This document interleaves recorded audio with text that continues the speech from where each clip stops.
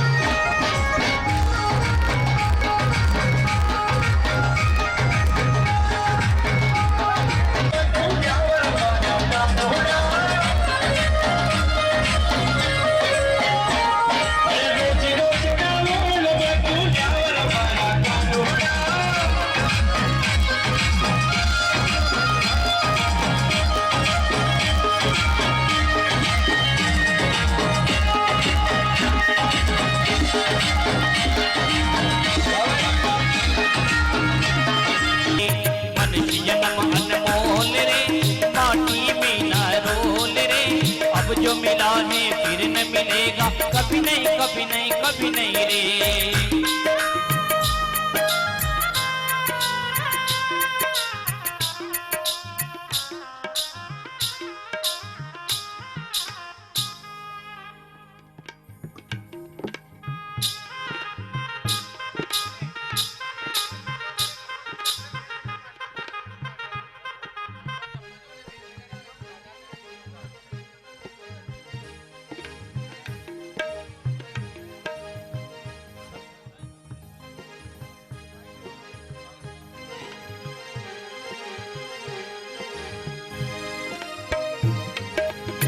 मतलब का संसार है, इसका नहीं एतबार है। मतलब का संसार है, इसका नहीं एतबार है। संभल संभल कर कदम रखो, फूल नहीं अंगार है। संभल संभल कर कदम रखो, फूल नहीं अंगार रे। मीठा सबसे बोल रे, माटी में न रोल रे। मीठा सबसे बोल रे, माटी में न रोल रे। अब जो मिला है फिर न मिलेगा, कभी नहीं कभी नहीं कभी नहीं रे। मनुष्य जन्म अनमोल रे, माटी में न रोल रे। अब जो मिला है फिर न मिलेगा, कभी नहीं कभी नहीं कभी नहीं रे।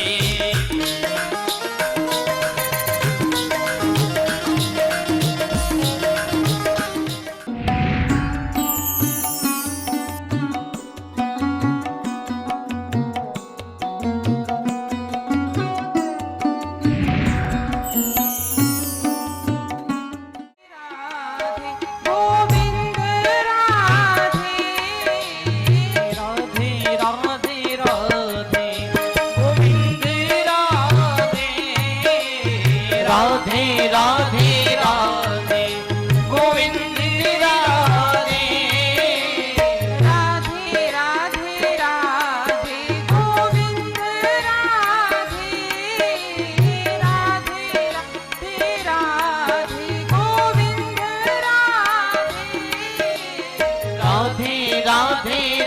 राधे गोविंद राधे राधे राधे राधे गोविंद राधे गोविंद राधे गोपाल राधे गोविंद राधे गोपाल राधे गोविंद राधे गोपाल राधे गोविंद राधे गोपाल राधे राधे राधे राधे गोविंद राधे राधे राधे राधे गोविंद राधे राधे राधे राधे गोविंद राधे राधे राधे राधे गोविंद राधे राधे राधे राधे गोविंद राधे राधे राधे राधे गोविंद राधे गोविंद राधे गोपाल राधे गोविंद राधे गोपाल राधे गोविंद राधे गोपाल राधे गोविंद राधे गोपाल राधे राधे राधे राधे गोविंद राधे राधे राधे राधे गोविंद राधे राधे राधे राधे तालियों की सेवा करते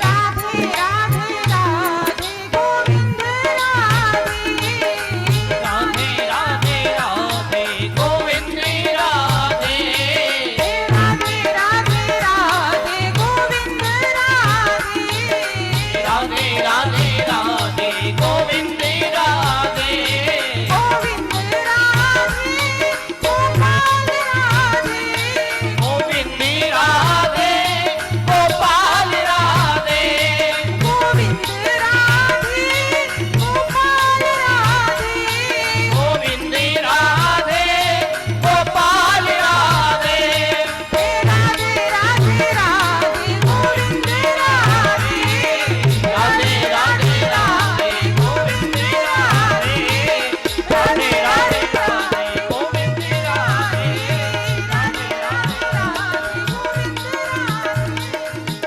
राधे राधे राधे गोविंद राधे राधे राधे राधे गोविंद राधे राधे राधे राधे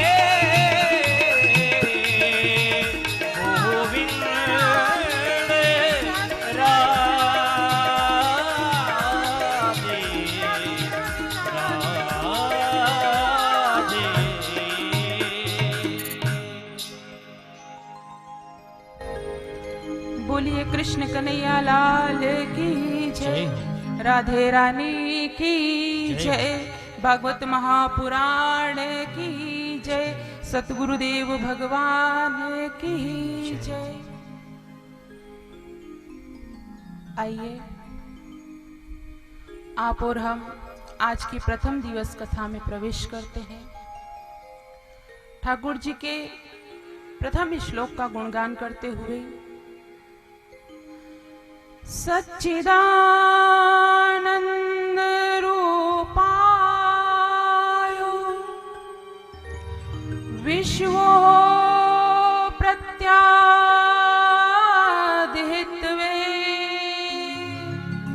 तापत्रयो विनाशाय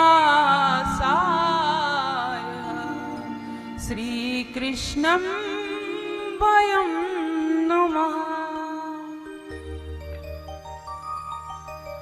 भगवान के प्रथम श्लोक में कहा गया है, सच्चिदानंद स्वरूपायो विश्व प्रत्याधीत्व, यानी भगवान का जो स्वरूप है वह कैसा है, भगवान का जो स्वभाव है वह कैसा है। भगवान कैसा स्वभाव है, यानी कि भगवान का जो स्वरूप है वह सत्य स्वरूप है। भगवान कहते हैं कि सत्य का आचरण करना चाहिए, जीवन में जितना हो सके सत्य का अनुसरण करना चाहिए। और आगे चल करके कहा गया चित्त, चित्त माने प्रकाश।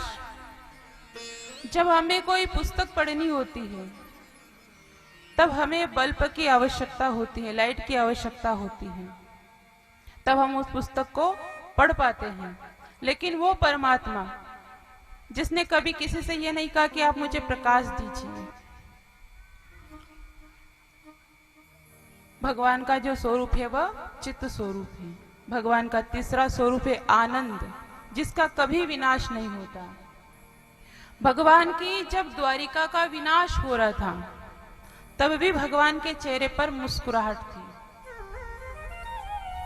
जब सारी द्वारिका का विनाश हो गया लेकिन प्रभु के आनंद का विनाश नहीं हुआ, ऐसा भगवान का स्वरूप है। तापत्रयो विनाशाय, जो तीनों प्रकार के तापों का विनाश करते हैं, आदि दैहिक ताप, आदि भौतिक ताप, जो तीनों प्रकार के तापों का विनाश करते हैं, ऐसी भगवान श्री कृष्ण की कथा है जो संसार सागर से हमें पार कर देती है। आज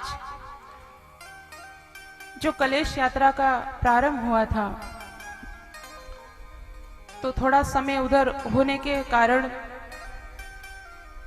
कुछ व्यवधान आ गया है, कुछ तकनीकों के कारण। तो आइए आप और हम आगे की ओर चलते हैं। जिस प्रकार से आप और हम इस पावन कथा को सुन रहे हैं और एकत्रित हुए हैं, ऐसे ही पुराणों की विद्या प्राप्त करने के लिए 88,000 संत जन नैमिषारण्य क्षेत्र में एकत्रित हुए हैं। और जैसे ही नैमिषारण्य क्षेत्र में 88,000 संत जन का जब आगमन हुआ और वहां पर बैठ करके जब शास्त्रों का गुणगान कर रहे थे, उसी के बीच में सुत जी का आगमन होता है। तो बड़े बड़े ऋषि जन विराजमान थे जिन्होंने 4 युग देख चुके हैं, सतयुग, त्रेता युग, द्वापर युग, कलयुग। इतनी बड़ी बड़ी उम्र वाले संत वहां पर विराजमान है। उन्हीं के बीच में सुत जी का आगमन होता है।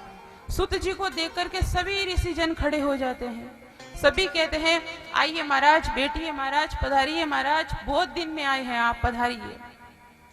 इस प्रकार का जब उन्होंने स्वागत देखा, सत्कार देखा, तब उन्होंने पूछा कि मेरी जो उम्र है, यानी कि मेरी उम्र केवल 20 वर्ष की है, आप तो इतने बड़े बड़े संत जन विराजमान हैं जिन्होंने 4 युग देख चुके, इतने बड़े बड़े संत विराजमान हैं, लेकिन मैं छोटी उम्र वाला आपके सानिध्य में जैसे ही आया, आप सब संत जन खड़े हो गए और मुझे प्रणाम करने लगे। क्या कारण हो सकता है?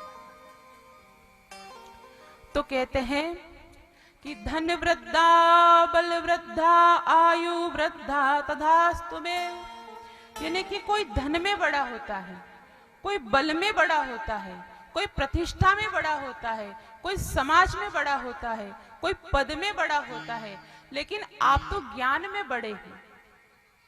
यानी कि आप जो मानव के हृदय में जो अंधकार बैठा हुआ है उसे दूर करने के लिए आप करोड़ों सूर्य के समान हैं। इसीलिए हे सुत जी, हम आपको प्रणाम करते हैं।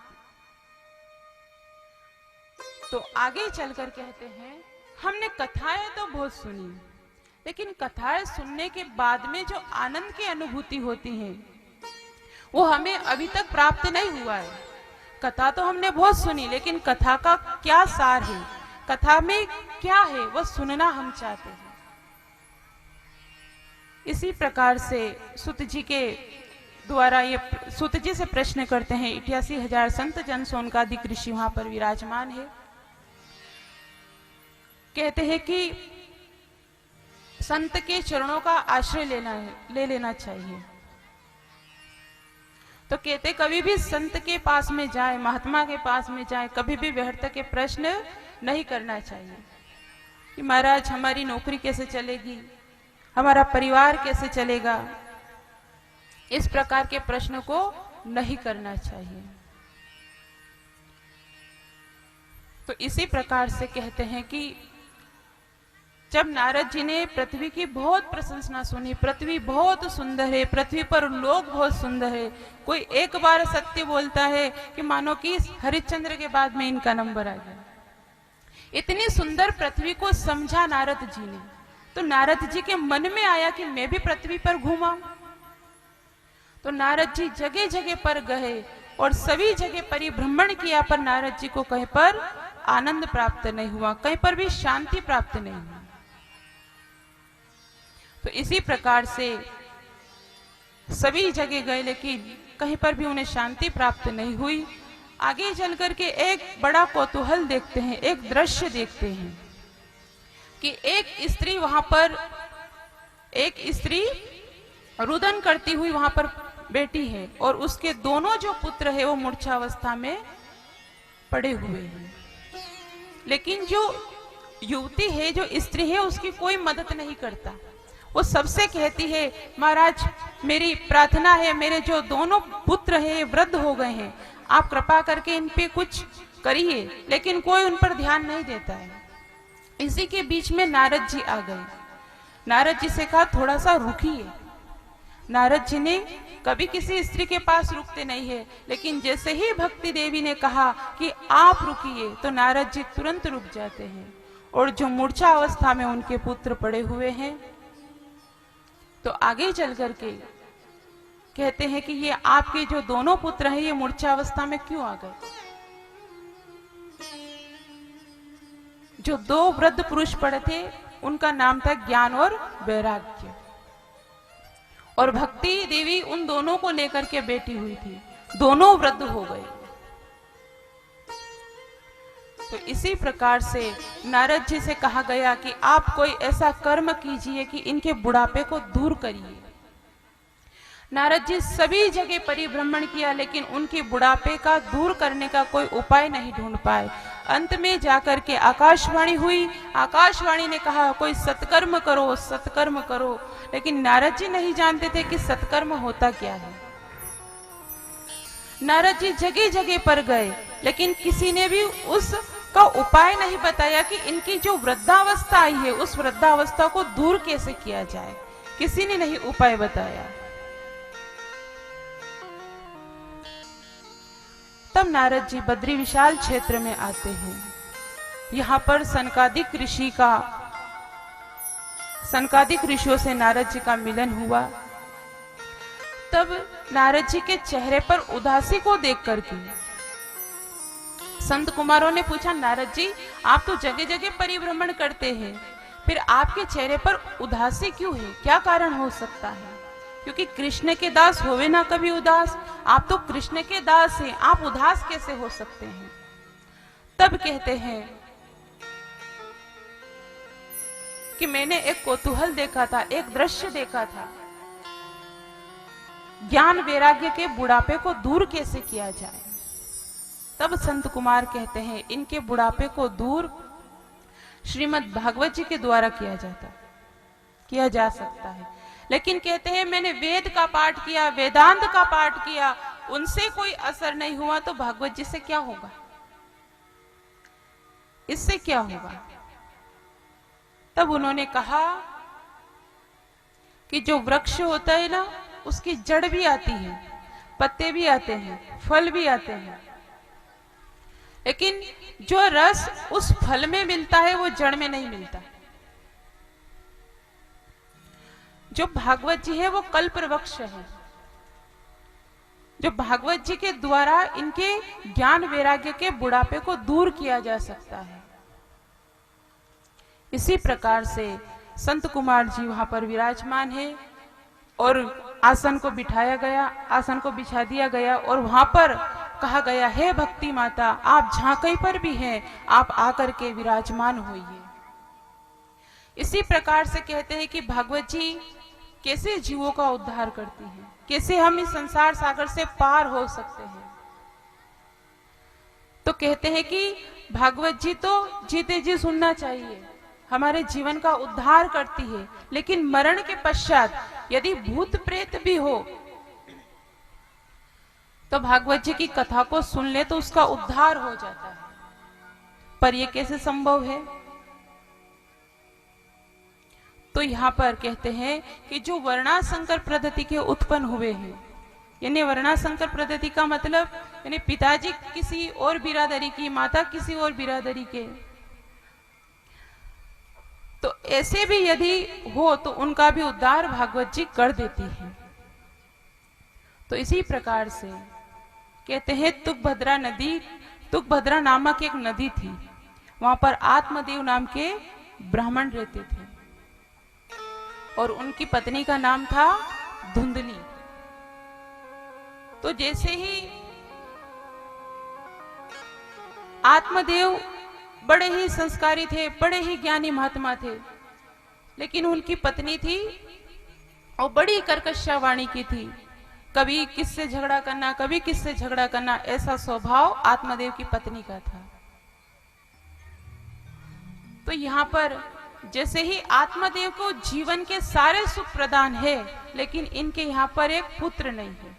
पुत्र कामना की इच्छा है कि अब हमें पुत्र हो जाए, पर जैसे ही महाराज के यहाँ पर एक गाय थी, उसके भी कोई पुत्र नहीं था, उसके भी कोई बछड़ा बछड़ी नहीं था।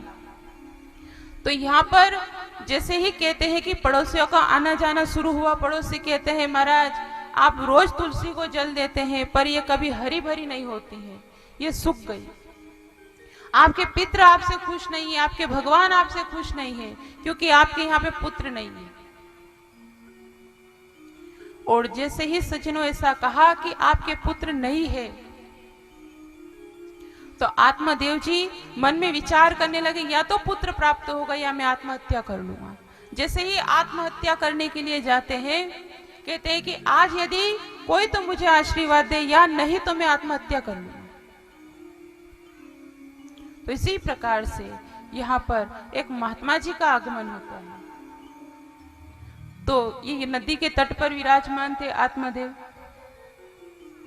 तो उन्होंने कहा कि महाराज आप इतने उदास क्यों बैठे हो, क्या कारण हो सकता है?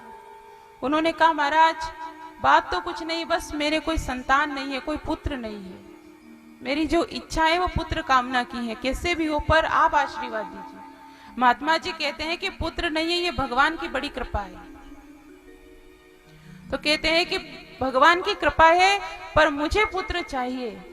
तो महाराज जी कहते हैं कि मैं आपको देख करके कह सकता हूं कि आपको 7 जन्म तक पुत्र का सुख प्राप्त नहीं हो सकता।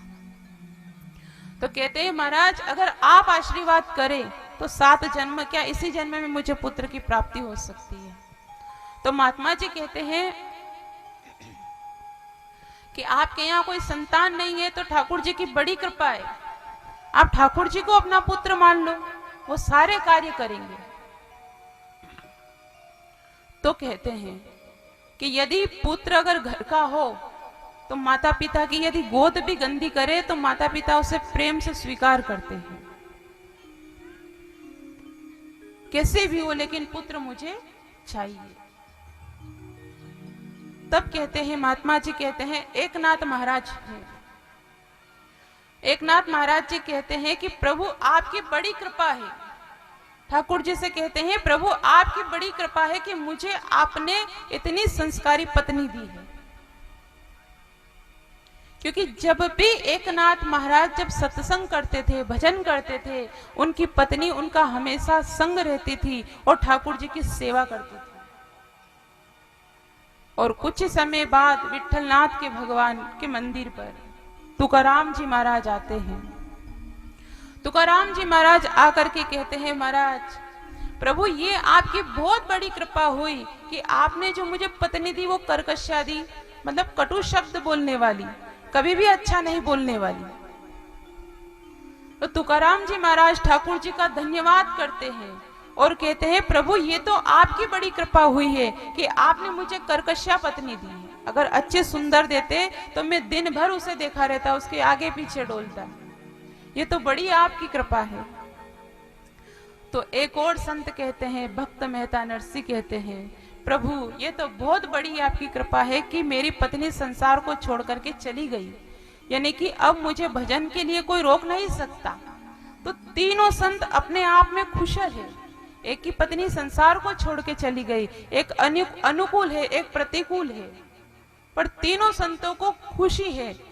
पर आत्मदेव महाराज को जितना भी महात्मा जी समझाते हैं लेकिन समझते नहीं है। आप कृपा करिए और कृपा करके आप मुझे पुत्र का आशीर्वाद दीजिए। महात्मा जी को दया आ जाती है। महात्मा जी एक फल निकालकर आत्मदेव को देते हैं और कहते हैं अपनी पत्नी को खिला देना, इससे सुंदर संतान प्राप्त होगी। आइए आज की कथा को हम यही विश्राम देते हैं। इसी के साथ ठाकुर जी का एक भजन करते हुए उसके बाद में आरती।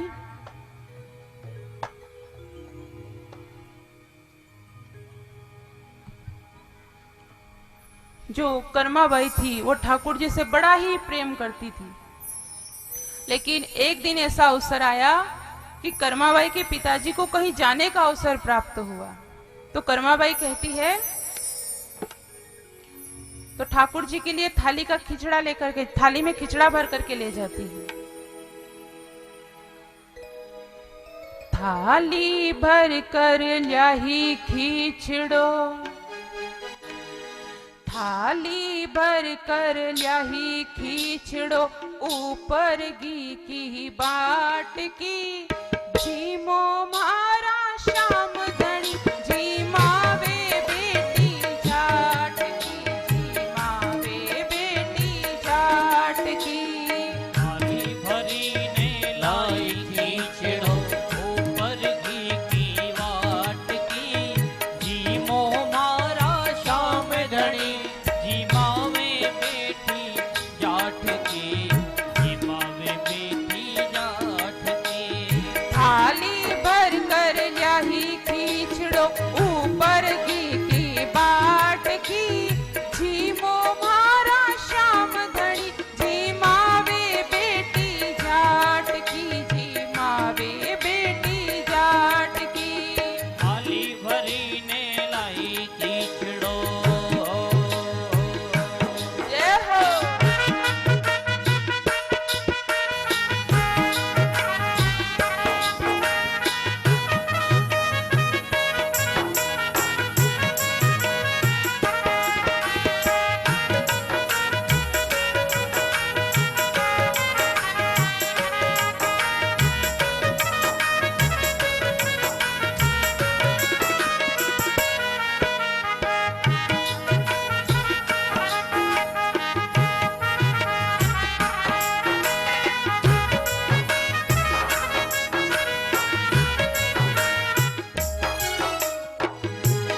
तो कर्माबाई कहती है कि मेरा जो बाबा है ना वो पहले से ही गांव जाके बैठा हुआ है। क्या कहती है कि मेरा बाबा है वो पहले से ही गांव जाके बैठा हुआ है, अगर उसके भरोसे बैठे रहे हो तो भूखे ही रह जाओगे। और जितने तुम सुंदर दिखते हो ना, और जो सुंदर दिखते हो उसकी वजह जो तुम्हारे टमाटर जैसे गाल है ना, भूख के मारे चिपक जाएंगे। तो कर्माबाई कहती है, पापो मारो गाम गयो है, ना जाने कद आवे लो। पापो मारो गाँव गयो है, ना जाने कब आवे लो। पापो मारो गाम गयो है, ना जाने कद आवे लो। पापो मारो गाँव गयो है, ना जाने कब आवे लो। ऊके भरोसे बैठो रहो तो भूखो ही रह जावे लो। के भरोसे बैठो तो भूखो ही रह जाएगो। ऊके भरोसे बैठो रहो तो भूखो ही रह जावे लो। के भरोसे बैठो तो भूखो ही रह जाएगो। आज जिमा हो थन खींचड़ो,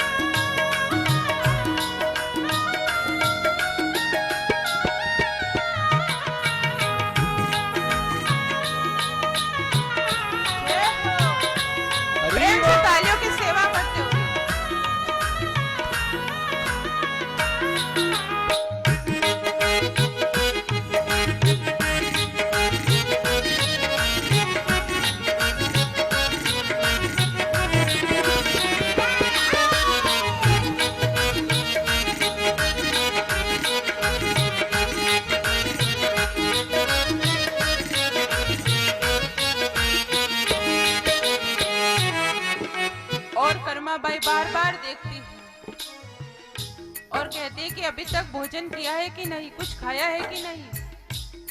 तो कहती है, बार बार मंदिर ने जड़ती, बार बार पट खोलती, बार बार मंदिर में जाती, बार बार पट खोलती, बार बार मंदिर ने जड़ती, बार बार पट खोलती, बार बार मंदिर में चढ़ती, बार बार पट खोलती, कैया कोन्या झिमिया मोहन करड़ी करड़ी बोलती, कैया को निजी में मोहन करड़ी करड़ी बोलती, कैया कोनी झिमिया मोहन करड़ी करड़ी बोलती, कैया को निजी मिया मोहन करड़ी करड़ी बोलती।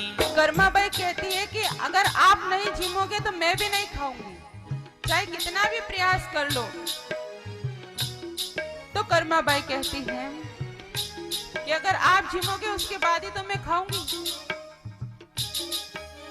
थे झिमो जद मैं भी झिमो, थे झिमो जद मैं भी झिमो, मानू ना कोई लाड की,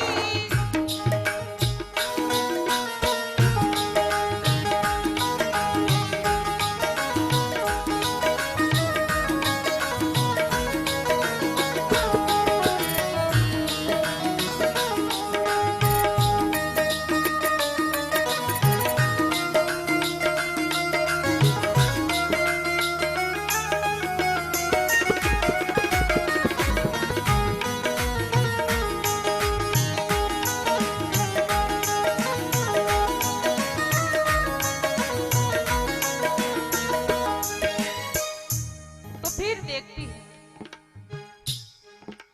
पर धोकर नो भूल गई मैं, पर दो फेर लगायो जी, करनो भूल गई मैं, पर दो फेर लगायो जी, पर दो करनो भूल गई जी, पर दो फेर लगायो जी, पर दो करनो भूल गई मैं, पर दो फेर लगायो जी, ताबल यारी ओट बेट कर शाम खींचड़ो खायो जी, टापरिया की ओट बैठ कर शाम कीचड़ो खायो जी, ताबल यारी ओट बेट कर शाम खींचड़ो खायो जी, टापलिया की ओट बैठ शाम कीचड़ो खायो जी। भोला डाला भगता की, जय हो भोला डाला भगता की, सांवरियो लाज बचावे जी, ओ मारा श्याम धनी जिमावे बेटी जात की, जिमावे बेटी जात की, थाली भर कर यही खींचड़ो ऊपर घी की बाट की, ओ मारा श्याम धनी जिमावे बेटी जात की, जी मावे बेटी जाट की, जी मावे बेटी जाट की, जिमावे बेटी जात की। बोलिए कृष्ण कन्हैया लाल की की जय हो। आइए आरती में प्रवेश करते हैं। उसके पहले आप दोनों हाथ खड़े करते हुए महामंत्र का जाप करेंगे। हरे कृष्ण हरे कृष्ण हरे कृष्ण हरे कृष्ण कृष्ण कृष्ण हरे हरे हरे राम राम राम हरे हरे। बोलिए भागवत महापुराण की जय, सांवरिया सेठ की जय, राधे रानी की जय, जय जय श्री राधे, जय जय श्री राधे। आइए आरती के मुख्य यजमान एवं यजमान पत्नी शीघ्रता शीघ्र मंच पर पधारें। हरिओम श्री राधे।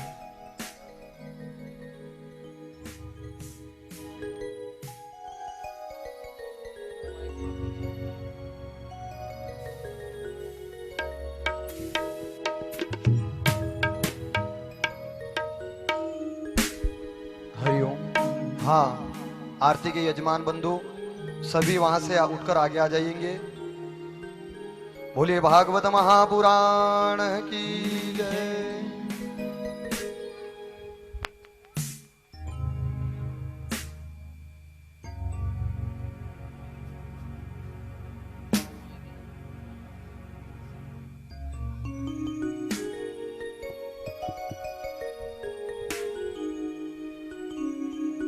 हरिओम श्री राधे श्री राधे।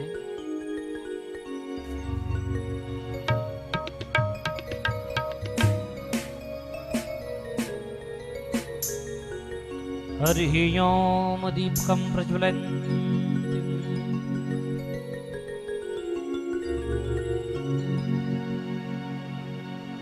हरिओम श्री राधे श्री राधे राधे। हरिओम। श्री भागवती भगवान की है आरती, पापियों को पाप से है तारती। श्री भागवत भगवान की है आरती, पापियों को पाप से है तारती।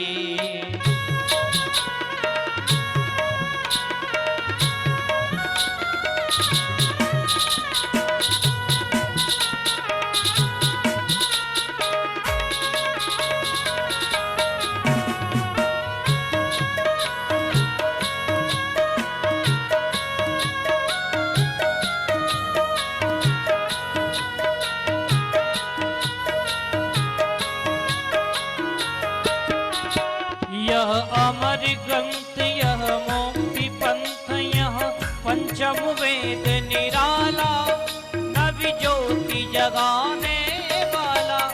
यह अमर ग्रंथ यह मोक्ति पंथ यह पंचम वेद निराला, नवि ज्योति जगाने वाला। हरि नाम यही हरि ध्यान यही, हरि नाम यही हरि ध्यान यही, जग के मंगल की आरती। पापियों को पाप से है तारती, श्री भागवत भगवान की है आरती। पापियों को पाप से है तारती।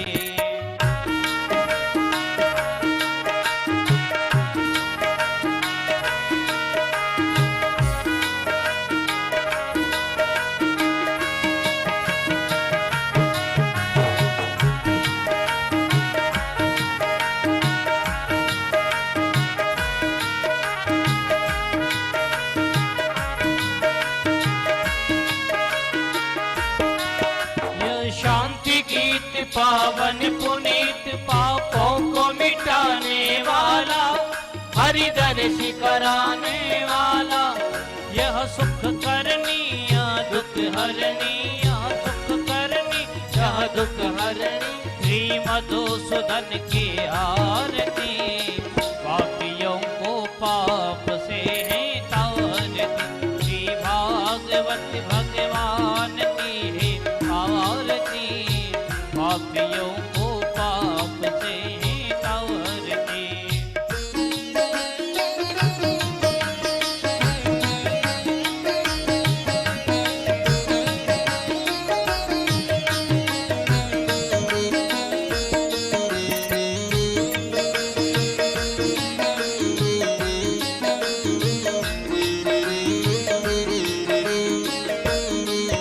यह मधुर बोली जगपंथ कौल सन्मार्ग बताने वाला, बिगड़ी को बनाने वाला।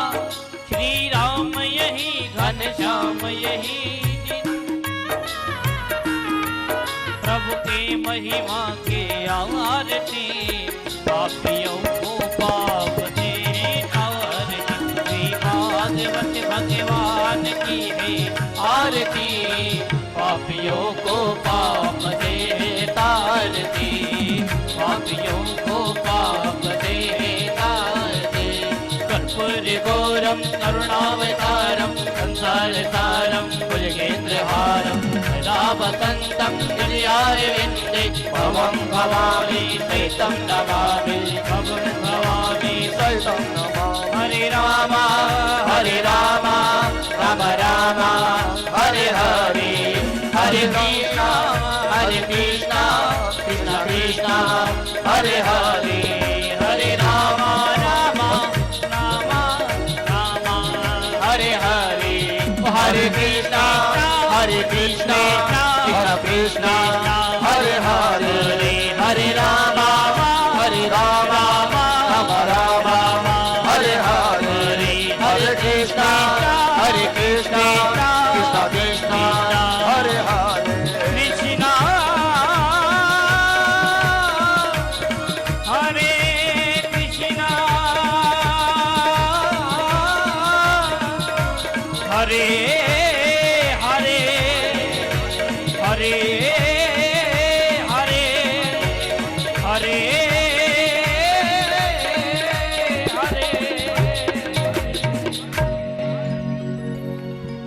ओम जलेन सतिलीकरणं महारोग्यार्थे आत्महादिबन्धनं महा पुष्पे देवादिवन्दनं महा अग्रे कर्मणि सकलमनोकामना संसिद्ध्यर्थं महा हस्ते अक्षतमादाय सबको अक्षत दे दो थोड़े थोड़े ओम हरिः ओम महाजज्ञेन यजन्त देवास्तानि धर्माणि प्रथमान्यासन्नाते हनाकं महिमानः सतान्ताजत्रा पूर्वे साध्याः शान्तिदेवाः हरिः ओम राजाधिराजाय प्रसह्य साहिने नमो भजम्बे श्रवणाय कुर्महे समय कामान काम कामाज वेज्यं कामेश्वरो वे श्रवणो ददातु कुबेराय वे श्रवणाय महाराजाय नमः स्वस्ति साम्राज्यं भोज्यं स्वराज्यं वैराज्यं पारमेष्ट्यं राज्यं महाराज्यमाधिपत्यमय समन्तपर्याय स्यात् सार्वभौमः सार्वाविशान्तदादात्तरार्धात् प्रतिभ्ये समुद्रपर्यन्ताय एकराड्ये तदभ्ये ससलोको विगतो मर्तः परिवेष्टारो मर्तस्यावसंग्रहे आविस्सदस्य कामप्रे विषवे देवा सदा सदैति ओम विसवातक्षक्षोरोताभिसवातो मुखो विसवातो बाहुरोता विसवासदपात संबाहुव्यान्धमते सम्पातत्रिहृदया वा भूमि जनयन् देव एकः हरिः ओम एकदन्ताय विद्महे वक्रतुण्डाय धीमहि तन्नो दन्ते प्रचोदयात् हरिः ओम कात्यायन्यै च विद्महे कन्याकुमारिकायै च धीमहि तन्नो देवी प्रचोदयात् हरिः ओम नंदनंदनाय विद्महे यशोदानंदनाय धीमहि तन्नो श्रीकृष्ण प्रचोदयात् हरिः ओम वृषभानुजायै च विद्महे